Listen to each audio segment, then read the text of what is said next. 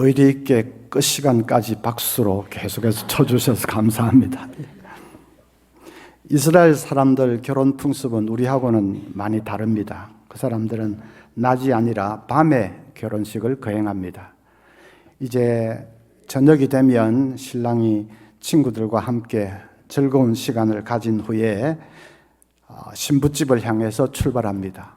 그러면 언제 도착할지 모릅니다. 밤에 도착할 수도 있고 아예 한밤중이 될 수도 있습니다. 시간관념이 그다지 엄격하지 못한 때였기 때문에 언제 도착할지 모릅니다. 근데 일단 이제 도착하면 그때부터 잔치가 시작이 됩니다. 특이한 것은 그 잔치에 참여하려면 등을 하나씩 준비해서 가야 된다는 것입니다. 우리는 결혼식 잔치에 가려면 뭘 준비해야 되지요? 중요한 겁니다. 우리는 봉투를 하나씩 다 가져가야 되는데 그 사람들은 그게 아니고 등을 하나씩 가져가야 됩니다. 그래서 그 등으로 신랑을 영접하고 또 열을 지어서 빙빙 돌아가면서 춤을 추고 할 때 등이 있어야 됩니다. 잔치가 밤에 거행이 되기 때문에 그렇습니다. 주님이 이 말씀을 쭉 하시면서 예수님의 재림이 꼭 그와 같을 것이다 라고 하셨습니다. 자, 이 말씀 가운데 예수님이 강조하려고 하는 것이 무엇일까? 짧지도 않은 그런 말씀인데 이 말씀을 통해서 강조하려고 하시는 것이 무엇일까? 그것은 예수님이 다시 오시는 재림은 확실하다 하는 것입니다. 왜냐하면 신랑이 오는 것은 확실했습니다. 신랑이 오는 것은 처녀들의 어떤 조건에 좌우되지 않고 신랑 자신이 주도권을 가지고 올 때가 되면 오는 것이기 때문에 그것은 확실했습니다. 처녀들이 어떻게 하고 있는지 거기에 좌우되지가 않습니다. 처녀들이 초조해 한다고 해서 신랑이 더 빨리 오는 것도 아니고 안달을 부린다고 해서 오는 시각이 단축되는 것도 아니고 처녀들이 기름을 준비 못했다고 해서 신랑이 안 오는 것도 아니고 처녀들의 어떤 조건에 좌우되지 않고 오직 신랑 자신이 주도권을 가지고 자신의 스케줄에 따라서 올 때가 되면 오는 것이기 때문에 신랑이 오는 것은 확실했습니다. 예수님 재림도 마찬가지입니다. 우리 편의 어떤 조건에 영향을 받지 않습니다. 우리가 이 세계가 어떤 방향으로 흘러가든지 국제 정세가 어떻게 흘러가든지 3차 대전이 일어나든지 말든지 그런 우리 편의 조건에 영향을 받지 않습니다. 1992년 10월 28일에 예수님 재림한다. 그 이장님 일파 기억하시는 분은 기억하실 겁니다. 시한부 종말론자들이 하도 떠들어대어서 이 기독교계를 넘어서 사회 문제까지 되기도 했던, 그러나 그렇게 떠들어대도 아무 일 없이 지나갔죠. 또 1999년 12월 31일부터 이제 2000년 넘어가는 그때에 이 세상 종말이 된다. 그때는 컴퓨터 또 Y2K 이런 것까지 겹쳐가지고 또 해석했지만은 그냥 넘어갔습니다. 최근에는 2017년 9월 17일에 다니엘의 7일회가 끝나는 날이기 때문에 예수님이 공중에 재림하신다. 인터넷을 뜨겁게 달구었지만은 그날도 그냥 지나갔습니다. 그런 식으로 언제다 하고 떠들어댄다고 해서 주님이 그날에 오시는 것도 아니고 더 빨리 오시는 것도 아니고 조용히 가만히 있는다고 해서 주님이 더 늦게 오시는 것도 아니고 우리의 조건에 영향을 받지 않습니다. 어떤 목사님은 전도를 되게 강조하시는데 그 목사님이 전도는 재림 촉진 운동이다 그렇게 가르쳤습니다. 복음이 땅끝까지 전파되면 그제야 주님이 오리라 하신 그 말씀에 근거해서 그래서 우리가 전도를 하면 주님의 재림을 더 앞당길 수 있다. 재림 촉진 운동. 새마을 운동보다야 낫지만은 그래도 재림 촉진 운동 그런 운동은 없습니다. 재림은 우리가 촉진할 수 있는 어떤 것이 아닙니다. 물론 우리가 지연시킬 수 있는 것도 아니지요. 우리가 어떻게 영향을 미칠 수 있는 것이 아닙니다. 우리가 영향을 미칠 수 있다면 주님의 재림은 대단히 불투명한 것이 될 것입니다. 전도가 재림 촉진 운동이라면 그럼 우리가 게을러서 전도 안 하면 예수님 재림이 자꾸 늦추어집니까? 우리가 진짜 이렇게 믿음이 다 막 희미해져서 전도를 전혀 안 해버리면 예수님은 아예 못 오십니까? 그런 것이 아닙니다.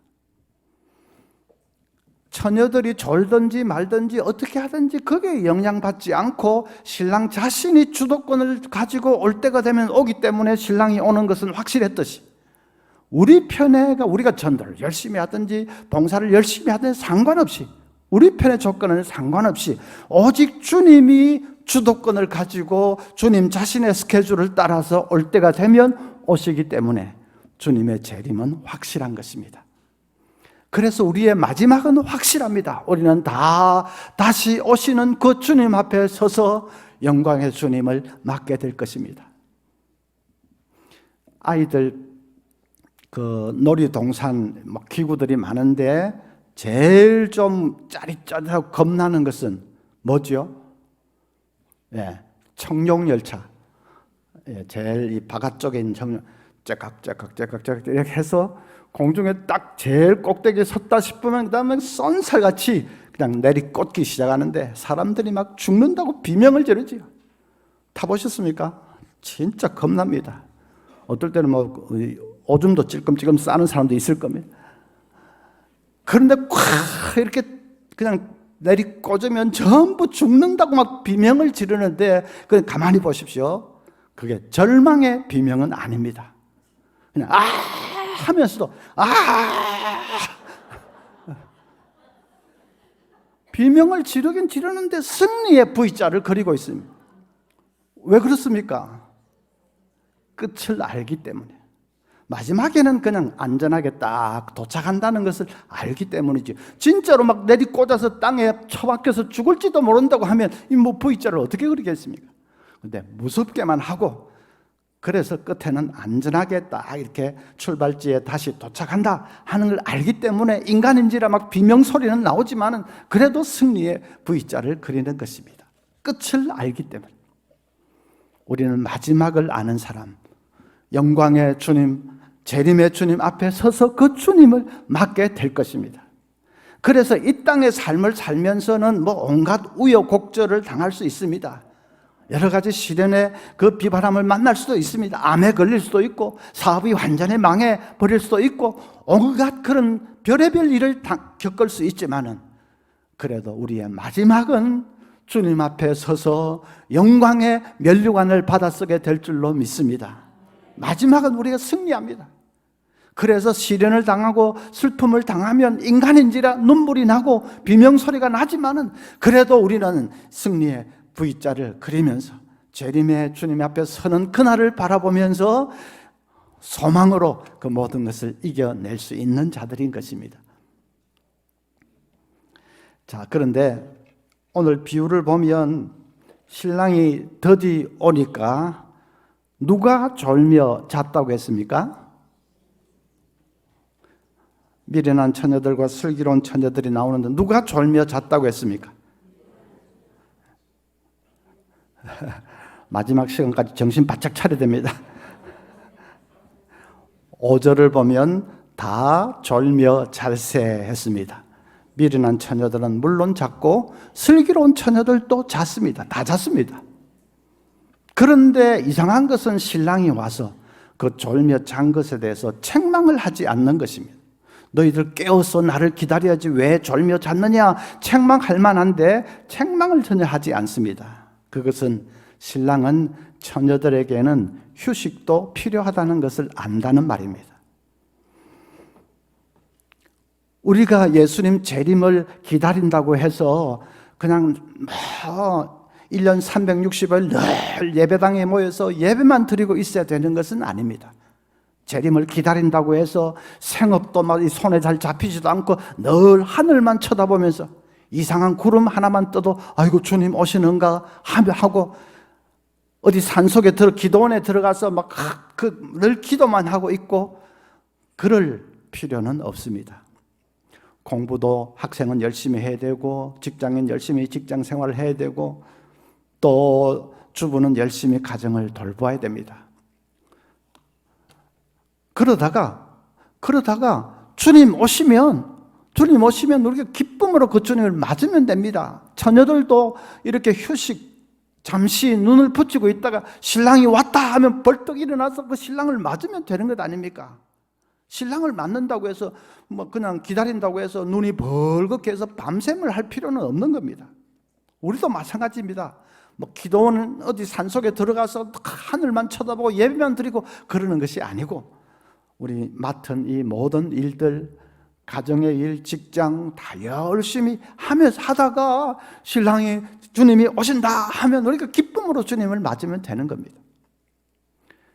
재림이 임박했는데 직장은 무슨 직장 다 사표 내고 공부는 무슨 공부냐 무슨 필요가 있냐 주님이 지금 재림하시는데 그래서 다 중퇴하고 재산 있는 거 다 이렇게 끌어모아가지고 현금으로 바꾸어서 어느 산속 밑에 모여라. 그래야 휴거 당할 수 있다.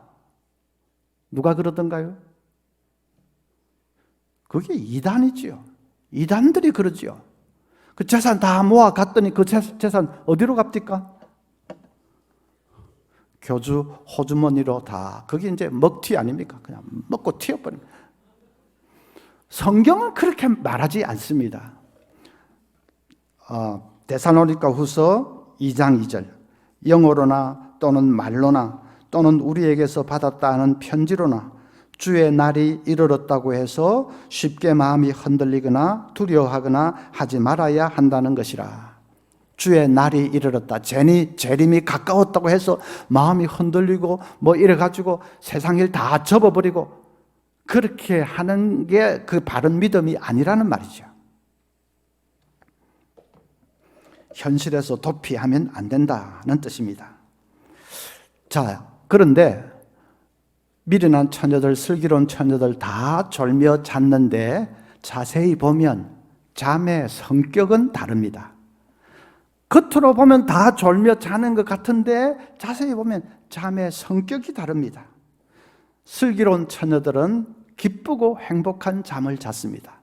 왜냐하면 신랑이 오면 그때부터 얼마나 즐거운 잔치가 시작될까 그 생각을 하니까 너무 기분이 좋고 그래서 지금 피곤하니까 잠시 눈을 붙이자. 그리고 신랑이 왔다 하면 벌떡 일어나서 맞으면 되니까요. 그래서 그 잔치를 생각하면서 아주 기쁘고 행복한 잠을 잤습니다. 그런데 미련한 처녀들의 잠은 다릅니다. 그 사람들은 지루하고 피곤하고 따분한 잠을 잤습니다. 왜냐하면 그 미련한 처녀들에게는 신랑이 진짜로 온다는 데 대한 확신이 없었습니다. 기름을 준비하지 않은 것을 보면 그것을 알 수 있습니다. 신랑이 진짜로 온다는 확신이 있었다면 어떻게 기름을 챙겨볼 생각을 안 했겠습니까? 이 기름 이걸로 충분할까? 신랑이 오기는 분명히 오는데 그건 조금 늦어질 수는 있는데 기름 이걸로 충분할까? 왜 그런 생각을 안 했겠습니까? 기름을 챙겨볼 생각을 안 했다는 말은 신랑이 반드시 올 것이다에 대한 확신이 없었다는 뜻입니다. 그런 확신이 없이 기다리려고 하니까 그것처럼 지루하고 따분한 것이 없습니다. 눈꺼풀은 막 천근만근 무겁고 잠은 쏟아지고 막 피곤해 죽겠는데 신랑 이거 진짜 오는 거야 마는 거야 이거 사람 미치겠네 이거. 그래서 지루하고 따분한 잠을 잤습니다. 다 같이 잠을 잤지만은 잠의 성격이 완전히 다릅니다. 마찬가지입니다. 다 같이 직장 생활을 하지만은 예수님 재림을 믿는 크리스찬 직장인들과 그런 것 저런 거 아무것도 없는 불신자 직장인들은 직장 생활하는 모습이 완전히 다릅니다. 크리스찬 직장인들은 기쁨으로 직장 생활을 할 수 있습니다. 왜냐하면 하루하루 직장에 나가서 일하고 그 하는 그 모든 것도 다음에 주님 재림하시면 다 상급으로 갚아주실 것을 알기 때문이죠.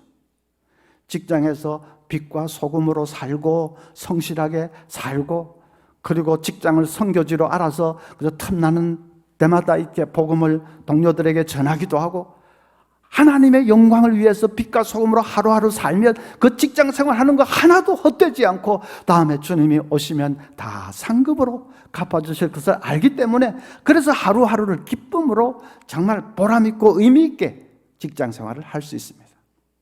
그런데 불신자 직장인들은 그런 것이 어디 있습니까? 그 사람들은 도대체가 끝에 어떻게 된다는 것을 알지 못합니다. 누구 앞에 서면 어떻게 되는 것을 알지 못합니다. 그래서 목표가 뚜렷이 없는 그런 가운데 직장 생활을 하니까 하루하루가 지루하고 따분하기 짝이 없지요. 그냥 나가서 죽도록 일하고 집에 와서 잠시 눈 붙였다 싶으면 또 아침이고, 또 막 나가서 죽도록 일하고 또 집에 와서 좀 쉬었다 하면 또 금방 아침이고, 마치 도살장에 끌려가는 그런 소처럼 그냥 직장에 끌려가면서 변화도 없이 막 똑같은 일을 다람쥐 쳇바퀴 돌듯이 똑같이 늘 하려고 하니까 어떨 때는 내가 이거 돈 버는 기계가 이거 짜증이 나죠. 그러니까 이제 중년에 엉뚱한 생각을 하지 않습니까?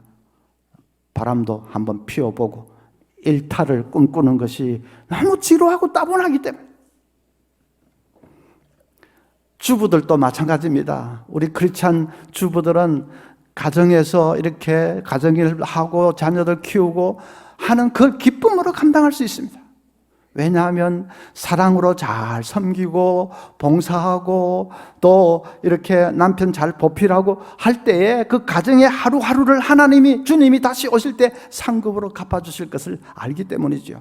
여러분, 교회 안에서 기도하고 전도하는 것만 상 주시고 가정을 잘 사랑으로 잘 이렇게 봉사하고 돌보는 것을 상 안 주십니까? 아닙니다. 그런 식으로 성속을 구분해서 이원론적으로 그렇게 생각을 하면 안 됩니다.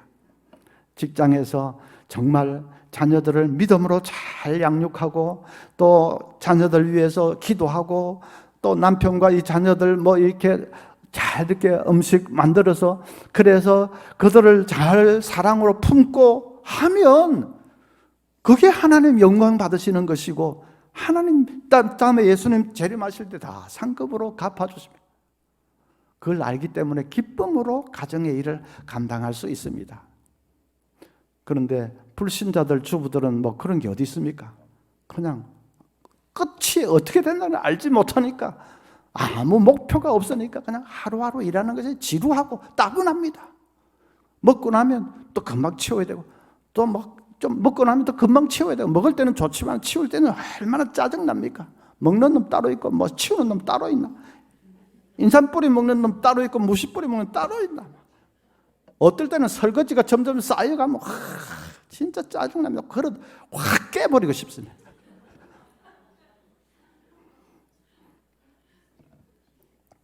그래서 똑같이 잠을 잤지만은 슬기로운 처녀들, 미련한 처녀들 잠의 성격이 완전히 다르듯이 똑같이 직장 생활을 하고 똑같이 가정을 돌보는 그런 생활을 하지만은 주님의 재림을 믿는 우리 크리스찬 주부들과 크리스찬 직장인들과 그렇지 못한 불신자들, 직장인들, 주부들은 완전히 사는 모습이 다른 것이죠.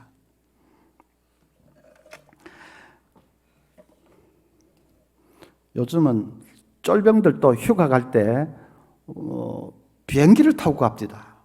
제가 좀 바빠서 공항에 나가보면, 이제 김포공항이죠. 나가보면 겨우 짝대기 이 하나 쫄병이 휴가 간다고 공항에서 얼씬거립니다. 이놈들이 기압이 빠져도 보통 빠진 게 아니에요. 화장실 뒤로 집합 해가지고 빠따라도 쳤으면 좋겠는데, 저는 방위 출신이라서 그렇게 할 수도 없고, 내가 집합하면 아무도 안 모일 거예요. 옛날에는 비행기가 어디 있습니까? 용산에서 출발하는 밤 한 10시쯤 출발하는 야간 군용 열차를 타고 밤새도록 달려서, 그래서 저 부산에도 가고 목포에도 가고 그럽니다. 그 야간 군용 열차는 피곤하기 짝이 없는 열차입니다. 자리가 없을 때가 많아가지고 대부분 이렇게 끼어서 앉기도 하고, 이 바닥에 신문지 깔고 앉기도 하고, 또 난간에 걸터 앉기도 하고, 어떨 때는 서서 밤새도록 달려야 됩니다. 그렇게 피곤하기 짝이 없는 열차인데 자세히 보십시오. 얼굴을 찡그리거나 불평하는 병사들은 한 사람도 없습니다. 전부 싱글벙글 웃음꽃이 만발했습니다. 왜 그렇습니까? 예, 끝까지 눈치로 때려잡으십시오. 자, 왜 그렇습니까? 마음이 이미 고향집에 가 있기 때문이죠. 마음이 부모님에게 가 있고, 마음이 애인에게 가 있고, 친구에게 가 있기 때문에. 마음이 가 있으니까, 마음이 너무너무 행복하고 기쁘니까, 이 몸은, 이 육체는 사실 그렇게 별것 아닙니다. 이거는 좀 찌들리고, 이건 좀 부대끼고, 이거는 불편하고, 그래도 마음이 고향에 가 있으면 얼마든지 기쁘고 행복한 것입니다. 여러분, 우리 마음이 주님에게 가 있고, 우리 마음이 천국에 가 있어서 육체가 좀 피곤하고 고달프고, 셋집에서 힘들게 살고, 그래도 마음이 천국에 가 있는 사람은 늘 기쁘고 행복하게 살 수 있을 줄로 믿습니다. 자, 이제 중요한 것이 있습니다. 이제 우리가 죽으면 바로 천국에 가죠. 그런데 천국에 가는 것은 우리 영혼만 가는 것입니다. 우리 몸은, 육체는 이 땅에 그대로 남아 있습니다. 흙으로 돌아가고 아마 납골당에 안치되겠죠. 그 몸은 어떻게 되느냐? 예수님 재림하실 때에 우리 몸도 영광의 몸으로 부활합니다. 빌립보서 3장 21절에 그는 만물을 자기에게 복종하게 하실 수 있는 자의 역사로 우리의 낮은 몸을 자기 영광의 몸의 형체와 같이 변하게 하시리라. 예수님이 부활하셨을 때의 그 몸처럼 우리도 변한다는 말입니다. 예수님이 부활하셨을 그 부활의 몸은 이제는 다시는 병들지도 않고 늙지도 않고 죽지도 않는 불멸의 몸이었습니다. 그리고 문을 닫아놓아도 들어오실 수 있는 그건 시공을 초월한 그런 능력의 몸이었습니다. 우리도 다음에 예수님 재림하실 때 이 땅에 남아있던 그 몸이, 우리의 몸이 그렇게 불멸의 몸으로 또 능력의 몸으로 변화됩니다. 몸만 변화되는 것이 아니라 이 세상도 완전히 새롭게 변화됩니다. 예수님 재림하실 때에 베드로후서 3장 10절에 그러나 주의 날이 도둑같이 임하리니 그날에는 하늘이 큰 소리로 떠나가고 물질이 뜨거운 불에 풀어지고 땅과 그 중에 있는 모든 일이 드러나리로다.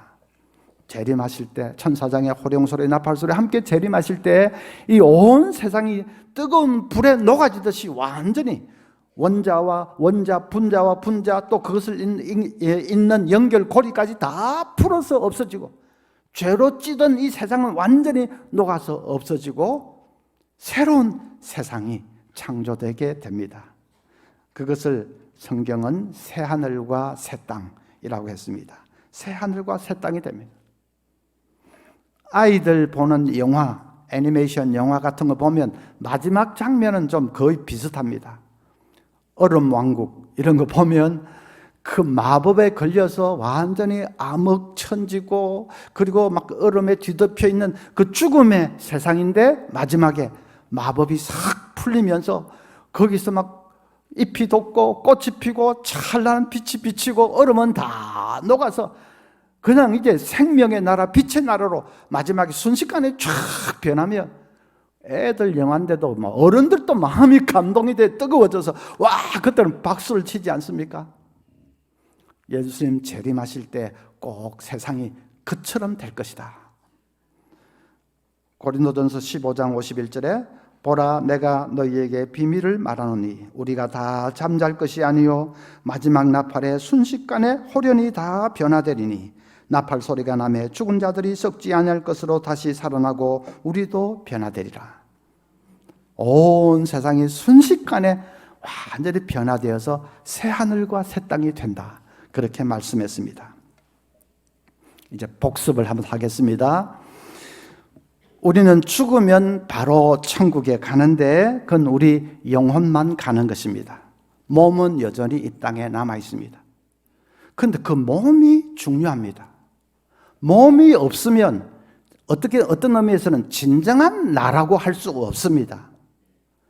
그래서 천국에 가는 것은 나의 그저 절반만 가는 셈이지요. 영혼만 가는 거니까. 몸이 중요한데 몸은 이 땅에 남아 있습니다. 이제 주님 재림하실 때에 그 몸도 부활해서 천국에 있는 영혼과 결합해서 그래서 영원한 이제 생명의 나라로 들어가게 되는데 그것이 바로 새 하늘과 새 땅입니다. 불신자도 마찬가지입니다. 그들이 죽으면 지옥 가는 것은 영혼만 가는 것입니다. 몸은 여전히 이 땅에 남아서 썩어서 흙으로 돌아갑니다. 예수님 재림하실 때 그 몸도 부활해서 지옥에 있던 영혼과 결합해서 영원히 저주와 형벌의 장소로 던져지게 되는데 성경은 그것을 불못이라 그렇게 말했습니다. 요한계시록 20장 13절부터 바다가 그 가운데서 죽은 자들을 내주고 또 사망과 음부도 그 가운데서 죽은 자들을 내주매 각 사람이 자기의 행위대로 심판을 받고 사망과 음부도 불못에 던져지니 이것은 둘째 사망 곧 불못이라. 그러니까 영혼만 가는 곳이 신자는 천국이고 불신자는 지옥이고 몸까지도 가는 곳이 신자는 새하늘과 새 땅이고 불신자들은 불못 혹은 유황불못입니다. 자, 그렇게 보면 우리는 천국을 최고의 복으로 치는데 사실 새하늘 새 땅에서 누리는 복에 비하면 천국의 복은 세 발의 피입니다. 천국은 일단 우리의 절반만 누리는 것입니다. 절반만 누리는 것이죠. 그러나 새하늘 새 땅에서는 온전한 우리가 되어서 누리는 것이죠. 그리고 천국에 있는 동안은 한시적입니다. 예수님 재림하실 때까지만 우리 영혼이 천국에 머물러 있습니다. 우리가 지금 죽으면 영혼이 바로 천국에 가는데 예수님이 10년 후에 재림하시면 우리 영혼은 10년만 천국에 있는 겁니다. 예수님이 100년 후에 재림하시면 우리 영혼은 100년 동안만 천국에 있는 것입니다. 천국에 있는 동안은 기간에 제한이 있습니다. 한시적입니다. 그런데 새하늘과 새 땅은 예수님 재림하시고 나면 그때부터 이제 시작이 되는데 그거는 진짜로 영원이에요. 영원. 여러분, 영원이라는 것이 얼마나 긴 시간이냐. 만약에 조개 껍질 하나로 하루에 한 번 낙동강물을 퍼낸다면 낙동강물 다 퍼내는데 몇 년쯤 걸릴까요? 그렇게 어렵지 않습니다. 수리공학을 하는 분은 계산할 수 있을 겁니다. 낙동강 길이와 무슨 폭이나 이런 거 하면 수량을 계산하면 그 다음에 조개 껍질 거기에 당길 수 있는 cc 계산해서 나누기 하면 딱 나옵니다. 아마 한 10,000년쯤 걸릴까? 계산은 안 해봤지만 그렇게 만약에 조개 껍질로 태평양 바닷물을 하루에 한 번 이렇게 퍼낸다면 태평양 바닷물 다 퍼내는데 몇 년쯤 걸릴까? 수십억 년은 걸릴 겁니다. 태평양인데 조개 껍질로 태평양, 대서양, 인도양, 그 다음에 북극해, 남극, 지구상에 있는 바닷물 하루에 한 번 퍼낸다면 이 지구상에 있는 바닷물 다 퍼내는데 몇 년 걸릴까? 한 조년쯤. 발음이 좀 이상해. 수천억 년 해도 안 될 겁니다. 그러니까 조로 넘어가야 되는데 하여튼 수천억 년 아마 걸릴 겁니다. 그런데 수천억 년 걸려서 바닷물을 다 퍼낸다고 해도 영원은 아직 시작도 하지 않았습니다. 그것이 영원이라는 것입니다. 수천억 년 걸려서 바닷물 다 퍼내도 영원은 아직 시작도 안 했다니까요. 그 영원한 세월을 우리는 새하늘과 새 땅에서 재림의 주님과 함께 살게 될 것입니다. 뭐 하면서 사느냐? 그게 궁금하시죠? 예.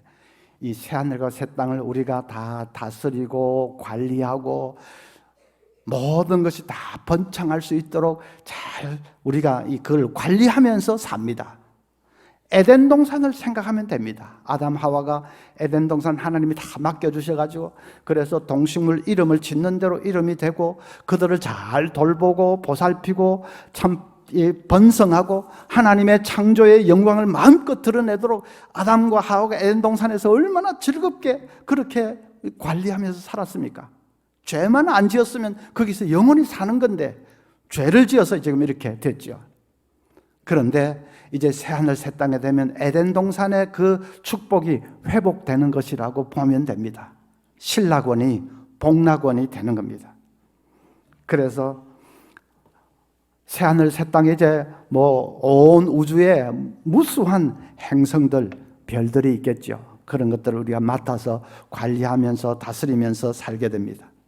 누가복음 19장 17절에 주인이 이르되 잘하였다 착한 종이여 네가 지극히 작은 것에 충성하였으니 10고을 권세를 차지하라. 어떤 사람에게 10고을 다스리는 권세를 주고 5고을 다스리는 권세를 주고 했는데 신약 학자들은 그것은 새하늘 새 땅에서 10개의 별을 다스리고 5개의 별을 다스리는 것을 의미한다. 그렇게 해석을 하기도 합니다. 자, 그 별을 다스린다, 행성들을 다스린다는 결국은 일하는 거 아니냐. 아이고, 일이라고 하면 나는 딱 질색인데 이 땅에서도 막 피곤해 죽겠는데 이제 예수님 재림하고 나서도 또 일해야 되냐. 그때의 일은 지금하고 완전히 다릅니다. 지금은 죄의 결과로 이마에는 땀이 흘러야 되고 가시와 엉겅퀴가 나고 하는 죄의 결과로 이래 어떻게 저주받아서 일하는 거죠. 그러나 이제 새하늘 새 땅에서 우리가 행성들을 다스리면서 하는 일은 그게 아니고 정말 우리의 이 창의력과 우리의 열정과 우리의 능력을 최대한도로 발휘해서 하나님의 영광을 마음껏 드러내면서 그것들을 조화롭게 잘 성장할 수 있도록 관리하고 다스리게 될 것입니다. 성경은 그것이 바로 왕노릇하는 것이라고 말했습니다. 새하늘 새 땅에서 예수님과 함께 우리가 왕노릇하면서 살게 됩니다. 그리고 휴식 시간에는 베토벤이 직접 지휘하는 그런 아주 장엄한 이 오케스트라를 들으면서 황홀해할 줄 모릅니다. 왜냐하면 베토벤이 구원받은 사람이라면 새하늘 새 땅에 분명히 있을 것이고 또 그때는 우리 인간의 어떤 예술성, 그런 창의성, 미적 감각 그런 게 완벽하게 부활하기 때문에 그래서 베토벤이 직접 지휘하는 그런 9번 교향곡 웅장한 그런 것을 우리가 들으면서 정말 황홀해 할지 모릅니다. 이렇게 말해야 여러분 이해가 분명히 될 것 같습니다. 천국에 골프가 있을까 없을까? 좀 좋아하시는 분들 계시지요? 자, 천국에 골프가 있을까 없을까? 어떤 목사님은 저도 잘 모르겠습니다 그러는데 아니 모르긴 뭘 모릅니까? 제가 확실하게 대답해 드리죠. 천국에는 골프가 없습니다. 왜냐하면 거기에는 몸이 없기 때문에. 몸이 없는데 영혼이 무슨 운동을 합니까? 그래서 천국에는 골프가 없습니다. 그런데 새하늘과 새 땅에는 있을 수도 있습니다. 거기는 몸이 있기 때문에.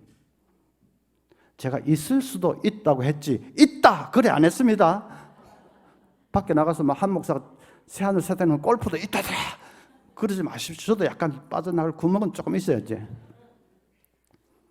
몸이 있기 때문에 있을 수도 있습니다. 아니 골프가 문제가 아니라 더 즐겁고 행복한 그런 것들이 얼마든지 있을 것입니다.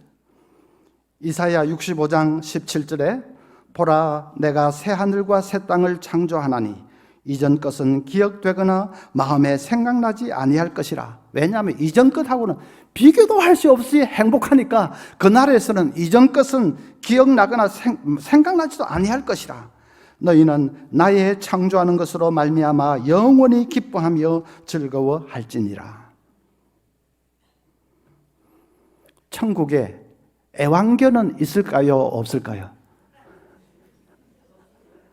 이제부터 눈치 끝까지 눈치로 잘 때려잡으십시오.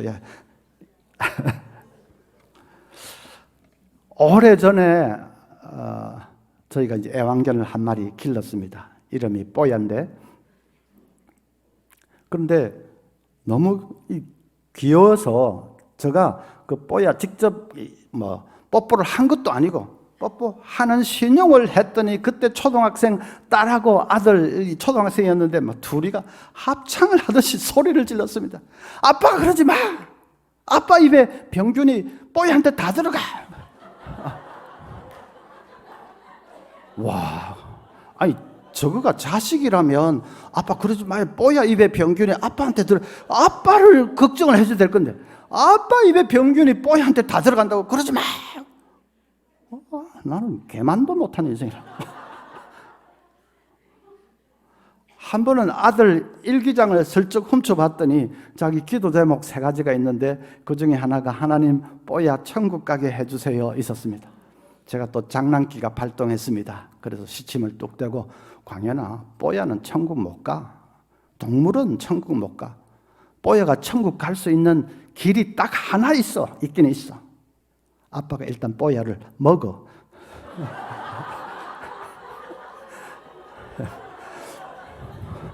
아니, 그때는 종종 먹기도 했습니다.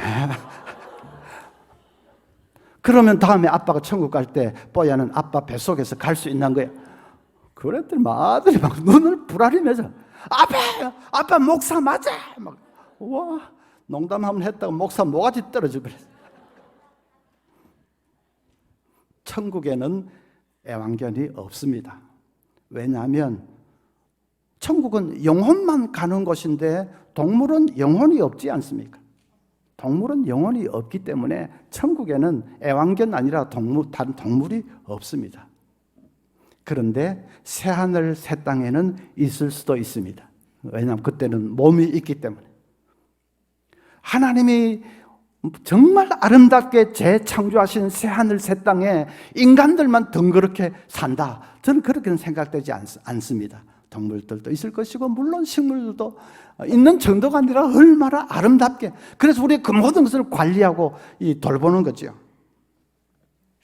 이사야 11장 6절부터 그때에 이리가 어린 양과 함께 살며 표범이 어린 염소와 함께 누우며 송아지와 어린 사자와 살찐 짐승이 함께 있어 어린 아기에게 끌리며 암소와 곰이 함께 먹을 것이며 그것들의 새끼가 함께 엎드리며 사자가 소처럼 풀을 먹을 것이며 젖먹는 아기가 독사의 구멍에서 장난하며 젖된 어린 아기가 독사의 굴에 손을 넣을 것이라. 이사야 선지자가 새하늘 새 땅의 비전을 바라보면서 읊은 이 구절들이 단순히 그냥 문학적인 표현이다, 시적인 표현이다, 그렇게는 생각되지가 않습니다. 그러기엔 이 표현들이 너무나도 구체적이고 사실적입니다. 그러니까 이사야 선지자가 얼마나 많은 동물들을 많이 얘기하면서 그때는 잡아먹고 막 찢어 그런 게 다 없어지고 너무나도 평화롭게 사는 그림 같은 장면을 우리에게 보여주지 않습니까? 다 있는 거죠. 그 좋은 세상에서 주님과 함께 왕노릇하면서 다 관리하고 영원히 살 것이다. 그것을 C.S. 루이스는 그때의 복을 이렇게 표현을 했습니다. 하나님은 아무리 연약하고 더러운 인간이라도 남신과 여신으로 만드실 것입니다. 지금으로서는 도무지 상상할 수 없을 만큼 힘과 기쁨과 지혜와 사랑으로 약동하는 눈부시게 빛나는 불멸의 존재로 만드실 것입니다. 그분 자신의 다함없는 능력과 즐거움과 선함을 완벽하게 반사하는 티 없이 맑은 거울로 만드실 것입니다. 하나님의 그 사랑과 선하심을 그대로 이렇게 반영할 수 없는 반영하는 티 없이 맑은 거울처럼 우리가 될 것이고 그리고 우리가 남신과 여신처럼 될 것이다. 예수님은 그것을 한마디로 이렇게 말씀했습니다. 그때의 의인들은 자기 아버지 나라에서 해와 같이 빛나리라. 마태복음 13장 43절. 자기 아버지 나라에서 해와 같이 빛나리라. 자, 이제 어떤 분은 이 설교를 듣고는 그럼 앞으로 천국에서 영원히 산다 그렇게 말하면 안 됩니까? 라고 질문하는 분이 있습니다. 그렇게 말해도 됩니다. 왜냐하면 영혼이 천국에 들어간 사람이 이제 몸은 새하늘 새 땅에 못 들어갔다 그런 일은 없습니다. 영혼이 구원받아서 천국에 들어가면 다음에 재림하실 때 몸도 새하늘 새 땅에 가는 것은 자동이지요. 그래서 천국과 새하늘 새 땅의 복은 뗄 수 없이 하나로 딱 묶어져 있는 세트와 같은 것입니다. 그 세트는 절대로 뗄 수 없는 것입니다. 그러니까 이제 천국에 들어간 사람은 그 이후로 영혼이 천국에 있는 건 좀 한시적이지만 연이어서 새하늘 새 땅이 계속되고 그건 영원이니까, 그래서 그냥 간단하게 천국에서 영원히 삽니다 그렇게 말해도 됩니다. 그러면 그 안에는 새하늘 새 땅에 그 복이 다 포함되어 있는 거니까 그렇게 말해도 됩니다. 그래도 그것을 우리가 지금 구별하는 이유는 분명히 알고는 있어야 되는 거지요. 교인들이 천국은 얘기하면서 새하늘 새 땅의 복은 엄청나게 더 큰 복인데 그건 알지를 못하는 경우가 많습니다. 분명히 알고 있어야 되죠. 자기가 이제 노후에 받을 연금이 어떤 거 커버하는지 그거는 꼼꼼하게 따지고 알려고 하면서 그것보다 비교할 수 없이 귀한 우리가 영생을 누리는 그 복을 자세히 알지 못하고 반쪽만 알고 있는 것은 얼마나 그건 잘못된 것입니까? 어떤 우리 교회에 할머니, 집사님 몇 분이 모여서 이런저런 얘기를 하다가 그 중에 한 집사님이, 연세 많은 어떤 한 집사님이 이런 말을 했다고 합니다. 내가 천국에 있다는 것까지는 믿어주겠는데 죽은 사람이 다시 살아난다는 것은 순 거짓말이다. 제가 그 얘기를 전해두고 아이고 내가 17년 목회를 그냥 헛되게 했구나. 제가 교인들에게 많이 가르쳤지요. 그래서 다 아시는데 아마 그 집사님은 똑똑히 안 들었던지 연세가 좀 많으시니까 이제 그런 말을 했겠죠. 그런데 여러분, 죽은 사람이 다시 살아나는 것이 없으면 그것은 기독교가 아닙니다. 그건 기독교가 아닙니다. 여러분, 사도신경 고백할 때 마지막 부분에 어떻게 고백합니까? 죄를 용서받는 것과 몸의 부활과 영생을 믿습니다. 늘 주일마다 몸의 부활과 영생을 늘 고백해놓고 죽은 사람이 산다는 건 순 거짓말이다. 그러면 안 되지요. 사도신경에는 차라리 천국에 대한 고백은 없습니다. 대신에 몸이 부활한다. 언제? 예수님 재림하실 때 몸이 부활한다. 그걸 우리가 늘 고백합니다. 부활 정도가 아니라 부활해서 영원히 이제 사는 건데 순 거짓말이다 하면 그분은 솔직히 말하면 이때까지 기독교를 믿은 것이 아니지요. 저는 우리 교인이 세상 떠나면 이제 상주와 함께 저 지하 1층에 영안실까지 내려갑니다. 그래서 이제 가면 거기 안치되어 있는 그 관을제 하나를 쭉 꺼내서 열고는 상주에게 맞지요 하고 이제 확인을 시키죠. 상주는 또 사인을 하고. 그러면 저는 옆에서 이렇게 지켜보는데 그때 마음에 간절한 기도는 한 가지밖에 없습니다. 주님, 이게 뭡니까? 우리 집사님 이 답답한데 이렇게 갇혀가지고 이게 뭡니까? 주님, 빨리 오세요. 빨리 오셔서 이 집사님 일으켜주세요.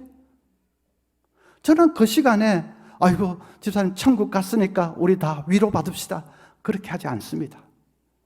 물론 위로를 받아야죠. 천국 가셨죠. 위로를 받아야 되지요. 그래서 다 끝난 게 아닙니다. 몸을 어떻게 할 겁니까? 이 몸이 없으면 진정한 그 사람이 아닙니다. 그래서 빨리 오셔서 주님 이 사람 일으켜 주시옵소서. 그 기도가 간절해집니다.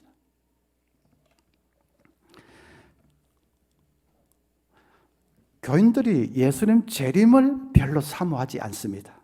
천국 때문에. 내가 죽으면 이제 천국 갔는데 그 이후에 예수님이 이 땅에 재림하든지 말든지 그건 나하고는 별로 상관없는 일처럼 생각을 합니다. 그건 너무나도 잘못된 것입니다. 천국 때문에 재림을 별로 사모하지 않는다. 그건 너무나도 잘못된 것입니다. 잘못 알고 있는 것이지요. 천국 가는 거 너무 좋지만은 우리 영혼만 간 것이고 몸이 일어나야 되는데 예수님 그럼 빨리 오셔야지요. 자, 최고의 복은 우리 살아생전에 주님이 재림하시는 것입니다. 그러면 죽음의 관문을 통과하지도 않고 바로 이제 새하늘 새 땅 이렇게 되니까 그건 최고의 복입니다. 그게 안 되면 할 수 없이 이제 죽음의 관문을 통과를 해야 됩니다. 저는 이 나이가 돼도 주사 맞는 게 겁납니다. 그냥 몸살 알아서 끙끙 앓고 있으면 집사람 뭐 저에게 그냥 또 핀잔을 주지요. 왜 그러고 있어요? 병원에 가서 주사만 한 대 꼭 맞으면 나을 텐데. 저는 그 말처럼 섭섭한 게 없습니다. 주사만 한 대 꼭 맞는다? 그게 쉽나? 그게 어디 꼭이에요. 진짜 꼭 뭐 남의 말처럼 이야기하네. 되게 섭섭합니다. 그래도 뭐 아내를 이길 수 있습니까? 막 등살에 때밀려서 할 수 없이 병원에 가면서 혹시 이번에는 주사는 없고 그냥 약만 줄 수도 있지 않냐. 그런데 그 무심한 의사가 무슨 하더니 뭐 어쩌고 몇 마디 하고는 주사 한 대 있고요. 그러면 간이 막 철렁 내려앉습니다.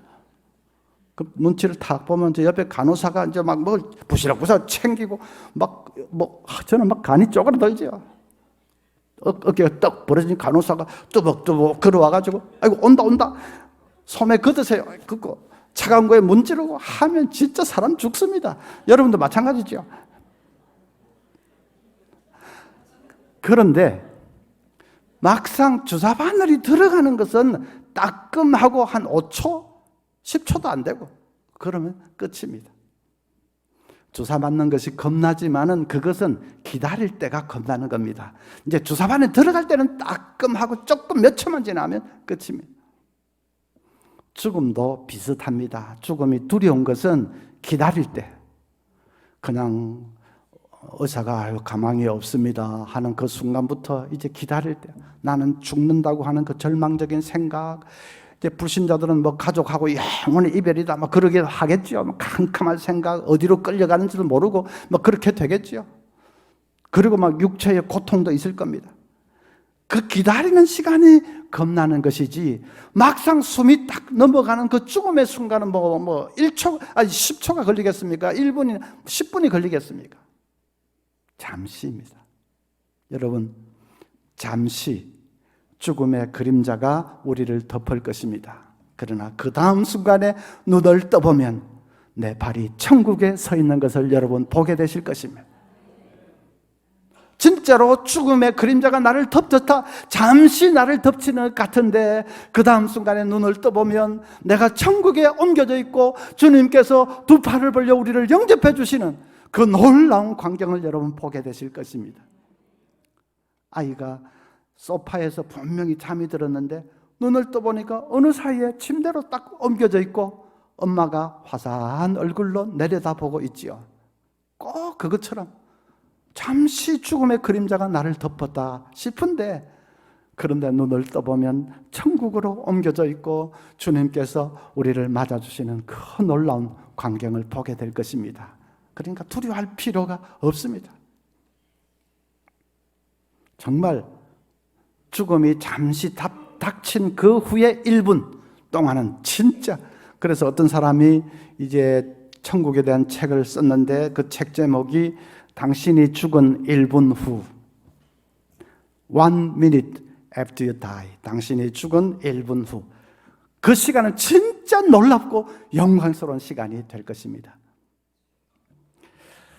그래서 천국에 대해서 자주 생각을 하십시오. 이제 새하늘 새 땅도 다 포함되어 있는 거죠. 자주 생각을 하십시오.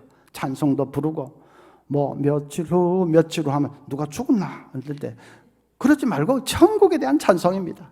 찬송도 부르고 세상 먼저 떠나시는 분들 유품도 후다다다 치우고 그러지 마십시오. 뭐가 잘못됐습니까? 아닙니다.